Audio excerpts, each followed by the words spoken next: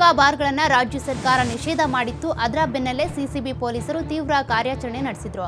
ಈಗ ಅದೇ ಕಾರ್ಯಾಚರಣೆಯಲ್ಲಿ ಕೋಟಿ ಮೌಲ್ಯದ ಮಾದಕ ವಸ್ತುಗಳನ್ನು ವಶಕ್ಕೆ ಪಡೆದಿದ್ದಾರೆ. ಚಾಮರಾಜಪೇಟೆ, ಮಹದೇವಪುರ, ರಾಮಮೂರ್ತಿ ನಗರ ಠಾಣೆ ವ್ಯಾಪ್ತಿಯಲ್ಲಿ ಸಿಸಿಬಿ ದಾಳಿ ನಡೆಸಿ ನಿಷೇಧಿತ ಹುಕ್ಕಾ, ನಿಕೋಟಿನ್ ಉತ್ಪನ್ನಗಳನ್ನು ವಶಕ್ಕೆ ಪಡೆದುಕೊಂಡಿದ್ದಾರೆ. ನಶೆ ವಸ್ತುಗಳನ್ನು ಅನಧಿಕೃತವಾಗಿ ಶೇಖರಿಸಿ ಹೆಚ್ಚಿನ ಬೆಲೆಗೆ ಮಾರಾಟ ಮಾಡುತ್ತಿರುವುದರ ಬಗ್ಗೆ ಮಾಹಿತಿ ಸಿಕ್ಕ ಬಳಿಕ ಸಿಸಿಬಿ ಪೊಲೀಸರು ದಾಳಿ ಮಾಡಿದ್ರು. ಈ ವೇಳೆ 1,45,00,000 ಮೌಲ್ಯದ ನಿಕೋಟಿನ್ ಉತ್ಪನ್ನ, 1,10,10,000 ನಗದು, 11 ಮೊಬೈಲ್, 1 ಟಾಟಾ ಎಸ್ ವಾಹನವನ್ನು ವಶಕ್ಕೆ ಪಡೆದುಕೊಂಡಿದ್ದಾರೆ. ಅಲ್ಲದೆ 9 ಜನರನ್ನು ಬಂಧಿಸಿ ತನಿಖೆಗೊಳಪಡಿಸಿದ್ದಾರೆ. ಕುವೆಂಪು ವಿಶ್ವವಿದ್ಯಾಲಯ ವಿರುದ್ಧ ಹಗರಣದ ಆರೋಪ ಕೇಳಿಬಂದಿದೆ. ಸ್ಮಾರ್ಟ್ ಕ್ಲಾಸ್ ರೂಮ್ ನಿರ್ಮಾಣದಲ್ಲಿ ಯುಪಿಎಸ್, ಬ್ಯಾಟರಿ ಎಲ್ಲವೂ ಮಾರುಕಟ್ಟೆ ಮೌಲ್ಯಕ್ಕಿಂತ ಡಬಲ್ ದರದಲ್ಲಿ ಖರೀದಿ ಮಾಡಲಾಗಿದೆ ಅಂತ ಹೇಳಲಾಗ್ತಿದೆ. 75,000 ರೂಪಾಯಿ ಮಾರುಕಟ್ಟೆ ಮೌಲ್ಯದ ಎಸಿಗೆ 3,60,000 ರೂಪಾಯಿ ನೀಡಿ ಖರೀದಿಸಲಾಗಿದ್ದು, ಇದಕ್ಕಾಗಿ SC/ST ಅನುದಾನ ದುರ್ಬಳಕೆ ಮಾಡಿಕೊಳ್ಳಲಾಗಿದೆ. ಅಂದರೆ ಕೇವಲ ಉಪಕರಣಗಳ ಖರೀದಿಗಾಗಿನೇ 4.25 ಕೋಟಿ ರೂಪಾಯಿ ಅನುದಾನ ದುರ್ಬಳಕೆಯಾಗಿದೆ ಎನ್ನಲಾಗ್ತಿದೆ. ಈ ಬಗ್ಗೆ ಸರ್ಕಾರ ನೇಮಿಸಿದ್ದ ಸಮಿತಿಯ ತನಿಖಾ ವರದಿಯಲ್ಲಿ ಬಹಿರಂಗವಾಗಿದೆ. ಸಮಿತಿಯ ವರದಿ ಆಧರಿಸಿ ಎಫ್ಐಆರ್ ದಾಖಲಿಸುವುದಕ್ಕೆ ಸರ್ಕಾರ ಆದೇಶ ಹೊರಡಿಸಿದೆ. ಅಲ್ಲದೆ ಹಿಂದಿನ ಕುಲಪತಿ, ಕುಲಸಚಿವರು ಸೇರಿ 5 ವಿರುದ್ಧ ಕೇಸ್ ದಾಖಲಾಗಿದೆ.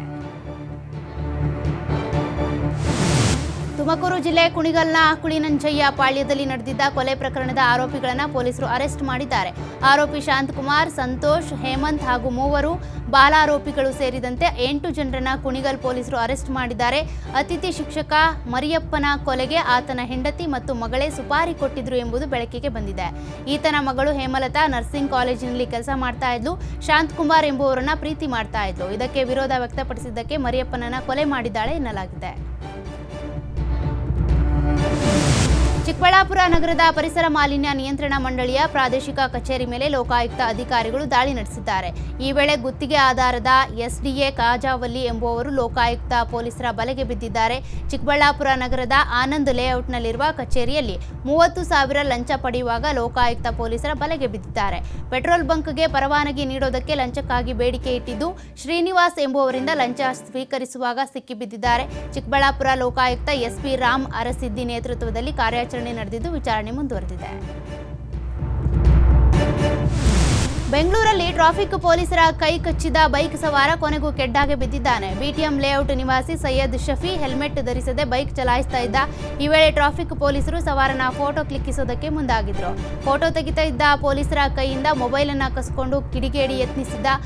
ನಂತರ ಕಾನ್ಸ್ಟೇಬಲ್ ಮೇಲೆ ಹಲ್ಲೆ ಮಾಡಿ ಬೆರಳುಗಳನ್ನು ಕಚ್ಚಿ ಎಸ್ಕೇಪ್ ಕೂಡ ಆಗಿದ್ದ.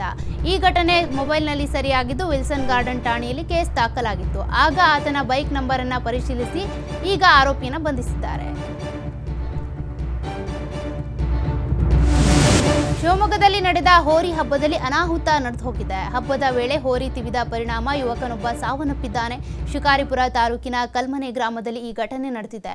ಹೋರಿ ಬೆದರಿಸುವ ಸ್ಪರ್ಧೆ ವೀಕ್ಷಣೆಗೆ ತೆರಳಿದ್ದ 19 ವರ್ಷದ ಪುನೀತ್ ಆಚಾರ್ಗೆ ಹೋರಿ ಬಂದು ತಿವಿದಿತ್ತು. ಬಳಿಕ ಆತನನ್ನು ಶಿವಮೊಗ್ಗದ ಮೆಗಾನ್ ಆಸ್ಪತ್ರೆಗೆ ಕರೆದೊಯ್ಯಲಾಗಿತ್ತು. ದುರಾದೃಷ್ಟವಶಾತ್ ಆತ ಮಾರ್ಗದ ಮಧ್ಯೆಯೇ ಸಾವನ್ನಪ್ಪಿದ್ದ. ಈ ಬಗ್ಗೆ ಶಿಕಾರಿಪುರ ಗ್ರಾಮಾಂತರ ಪೊಲೀಸ್ ಠಾಣೆಯಲ್ಲಿ ಪ್ರಕರಣ ದಾಖಲಾಗಿದೆ. ಅಕ್ರಮವಾಗಿ ರಕ್ತ ಚಂದನ ಸಂಗ್ರಹಿಸಿಟ್ಟಿದ್ದ ಅಡ್ಡೆ ಮೇಲೆ ಪೊಲೀಸರು ದಾಳಿ ನಡೆಸಿದ್ದಾರೆ. ಹೊಸಕೋಟೆ ತಾಲೂಕಿನ ಸೂಲಿಬೆಲೆಯಲ್ಲಿ ತಿಮ್ಮಸಂದ್ರದ ಮಂಜುನಾಥ್ ಎಂಬುವರ ಮನೆ ಪಕ್ಕದ ಶೆಡ್ನಲ್ಲಿ ಅಕ್ರಮವಾಗಿ ದಾಸ್ತಾನು ಇಡಲಾಗಿತ್ತು. ಮಾಹಿತಿ ಪಡೆದ ಪೊಲೀಸರು ಏಕಾಏಕಿ ದಾಳಿ ನಡೆಸಿ 882 ಕೆಜಿ ತೂಕದ 26 ಲಕ್ಷ ಮೌಲ್ಯದ 30 ರಕ್ತ ಚಂದನ ತುಂಡುಗಳನ್ನು ವಶಕ್ಕೆ ಪಡೆದಿದ್ದಾರೆ.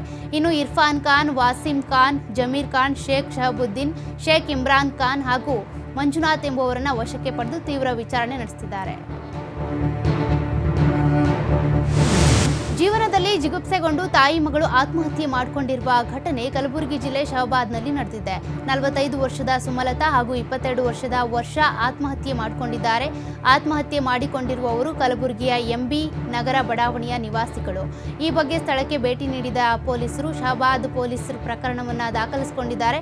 ಅಲ್ಲದೆ ಸಾವಿನ ಹಿಂದೆ ಏನಾದರೂ ಕಾರಣವಿದೆಯಾ ಅಂತ ತನಿಖೆ ಮಾಡ್ತಿದ್ದಾರೆ. ವಿಜಯಪುರ ಜಿಲ್ಲೆ ನಾಗಠಾಣ ಗ್ರಾಮದಲ್ಲಿ ಯುವಕನೊಬ್ಬ ಯುವತಿಗೆ ಚಪ್ಪಲಿ ಸೇವೆ ಮಾಡಿದ್ದಾನೆ. ಶ್ರೀಶೈಲ ಮಸಳಿ ಎಂಬ ಯುವಕನಿಂದ ಈ ಕೃತ್ಯ ನಡೆದಿದ್ದು ಚಪ್ಪಲಿಯಲ್ಲಿ ಹೊಡೆಯುವ ದೃಶ್ಯ CCTVಯಲ್ಲಿ ಸೆರೆಯಾಗಿದೆ. ನಾಗಠಾಣ ಗ್ರಾಮದ ಕಂಪ್ಯೂಟರ್ ತರಬೇತಿ ಕೇಂದ್ರದಲ್ಲಿ ಕೆಲಸ ಮಾಡ್ತಿದ್ದ ಅನ್ಯ ಕೋಮಿನ ಯುವತಿಯನ್ನ ಯುವಕನೊಬ್ಬ ಚುಡಾಯಿಸ್ತಾ ಇದ್ದ. ಈ ವೇಳೆ ಆ ಯುವತಿ ಆತನಿಗೆ ಚಪ್ಪಲಿ ತೋರಿಸಿ ಒಳ ನಡೆದಿದ್ದಾಳೆ.